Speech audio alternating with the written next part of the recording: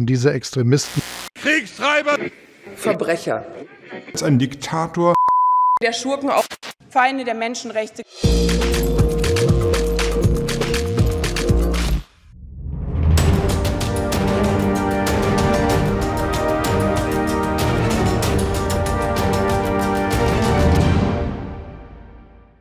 Today, the West is at a crossroads. Not just the political West, but the civilizational West, the West of Christian and democratic values. We are gathered here to defend our identity and our God-given right to be who we are. We Georgians are not in the position to be in conflict with the West, since we are part of the West, the real West. The West of freedom, faith, and family values, not that of the deep state, who wants to turn the world into nothing and feel entitled to rule over everything. The true value-based West, our West, is still alive.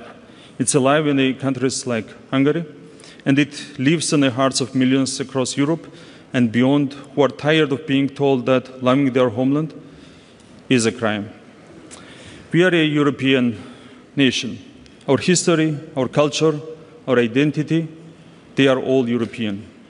But the European bureaucracy must recognize our right to sovereignty and democracy. Being pro-European should not mean being anti-Georgian. We believe in a Europe of nations with strong identity, and we proudly stand with those in Hungary and beyond who still hold that patriotism is a virtue, not a vice.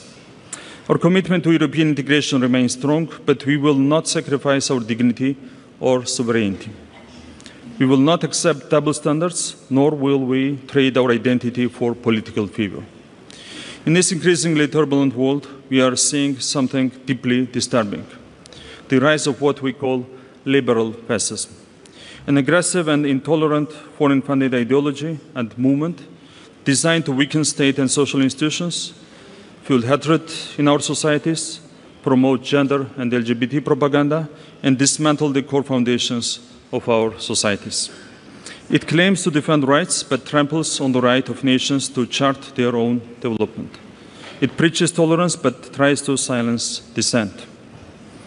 Over the past 3 years, the world has witnessed an awful tragedy in Ukraine. From the earliest days, our government warned the international community about the consequences. Sadly, those warnings were ignored. We in Georgia understand the price of war, and respectively, we understand the price of peace. That's why since 2012, we have done everything to keep peace in our country. Since the start of the war in Ukraine, we have resisted enormous pressure, both external and internal, from those who would see Georgia once again become a battlefield. We have chosen a different path. We have chosen peace over war and stability over instability. Our government will always stand on the side of peace. But peace is always vulnerable if it's not protected by truth. For years, powerful international media outlets have launched coordinated attacks on Georgia. In fact, their false narratives are designed to punish Georgia for refusing to be dragged into war, for choosing sovereignty, and for putting our national interests first.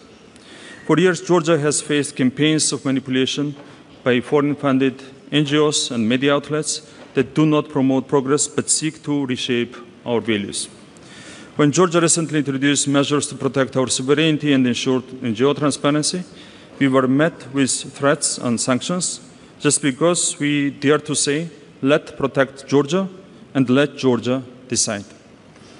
All of the above-mentioned worrisome developments, breach of world peace, interference in the internal affairs of other countries, struggle against their national and religious identity, gender and LGBT propaganda, attempts to undermine family values, global violation of the media freedom and censorship, liberal fascism, are being coordinated from a single center. We have been calling this center the Global War Party since 2022, while the new US administration calls it the Deep State. We are happy that the US President Trump and his administration have announced a fight against the Deep State. The infamous foreign intervention tools such as USAID and NET, through which the Deep State attempted to stage 4 revolutions in Georgia over the past 4 years, have been abolished. The new administration's statements and specific steps are really encouraging. However, this is not enough. It seems that the deep state is still deeply rooted in American and European bureaucracy, which is clearly evident from the specific steps taken against Georgia. A clear example of this was the 6 unjust resolutions adopted by the European Parliament against the Georgian people, as well as the so-called Friend Act, recently adopted by the US House of Representatives, which is no less unjust and represents an attack on the Georgian people. I hope that President Trump will successfully weaken the deep state, which will undoubtedly have a positive impact on the healing of both Georgia-US and Georgia-EU relations. We wish the new administration success in this very important fight. Finally, I would like to extend my best wishes to all leaders around the world who are standing firm against radical left liberalism and the influence of the deep state, those who continue to defend national sovereignty, traditional values, and the will of their people. God bless Hungary, God bless Georgia, and God bless the free world. Thank you so much.